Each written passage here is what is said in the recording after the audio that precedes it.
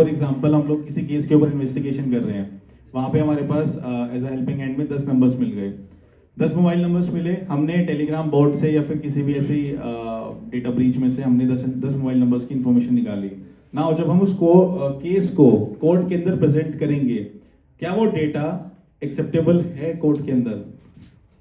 Very nice question, बहुत सबसे important question है।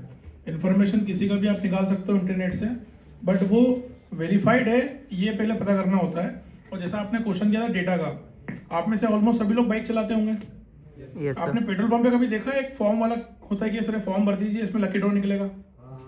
हम लोग डेटा फिलअप करते हैं, हमारा नाम, एज, लोकेशन। 2016 में अलवर में गैंग पकड़ा गया था जो ये सारा डेटा इकट्ठा करता है। इन्होंने डेली बेसिस पे लोगों को बिठाया था, उस डॉक्यूमेंट से उस डेटा को डिटेल कन्वर्ट करने में, नाम, नंबर, और इस डेटा को सेलिंग ऐसे करते थे।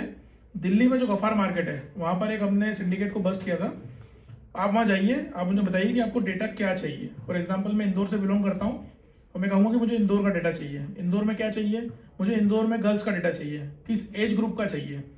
इस लेवल का सॉर्टिंग उन्होंने करके रखा हुआ था। अल्टीमेटली डेटा कहीं ना कहीं हम ही लोग शेयर करते हैं।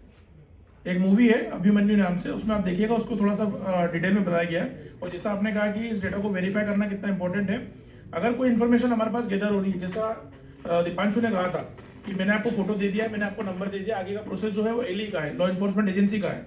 सो फर्स्ट हम लोग क्या करते हैं, नोडल एजेंसी को सबसे पहले वेरिफिकेशन के लिए अप्रोच करते हैं। अगर कोई नंबर हमारे पास आया, फॉर एग्जाम्पल आइडिया का नंबर है वी का, तो हम वी को भेजते हैं, उसका डिटेल निकलवाते हैं, उसका केवाईसी फॉर्म होता है या उसे हम केफ कहते हैं, कस्टमर एप्लीकेशन फॉर्म होता है। वहां से एप्लीकेशन को क्रॉस चेक करने के बाद फिर एविडेंस कलेक्ट करते हैं। एविडेंस को रिप्रेजेंटेबल बनाना पड़ता है क्योंकि कोर्ट में इतना समय नहीं होता है कि आप जाके टेक्निकली बात करें। Each and everything should be on paper. अगर जब तक पेपर पे नहीं है आप उसको पेश नहीं कर सकते।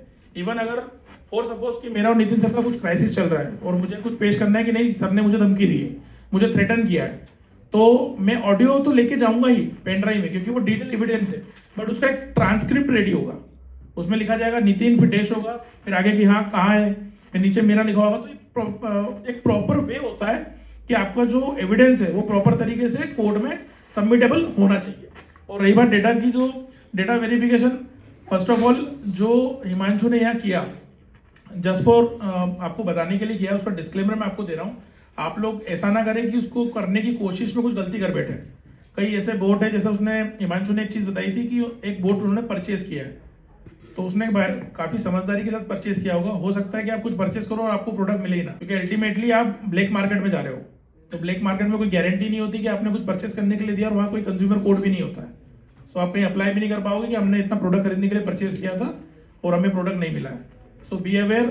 और कभी अगर इस तरह की एक्टिविटी करना भी है तो थोड़ा सा पेशेंसली करें। अल्टीमेटली एक सजेशन है कि करें ही ना।